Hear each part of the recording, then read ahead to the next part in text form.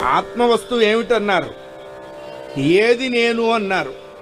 ఈ శరీరం నీదే కాదు, ఈ గోళ్ళు నీవే కాదు, ఈ లోపల ఉన్న రక్తం నీదే కాదు. మరి నీదైతే 6 ఏళ్ళప్పుడు ఎట్లా ఉన్నావో 60 ఏళ్ళప్పుడు కూడా అట్లాగే ఉండాలిగా.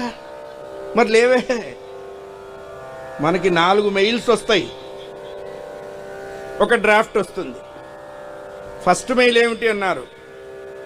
జుట్టు తెల్లబడుతుంది. దాని దుంపదిగా అది అక్కడ ఇక్కడ మెరవదు, కరెక్ట్గా చెవుల దగ్గర తెల్లబడుతుంది. అంటే వృద్ధాప్యం రహస్యంగా చెవి దగ్గరకు వచ్చారే, నేను లైన్లోకి వచ్చేసారా. వెనకాల మా 2వ తమ్ముడు వాడు ఉన్నాడు, 3వ మా తమ్ముడు వస్తున్నాడు, 4వ వాడు అందవే. మొదటిది వృద్ధాప్యం, 2వది జర, అంటే కళ్ళు కనపడకపోవటం.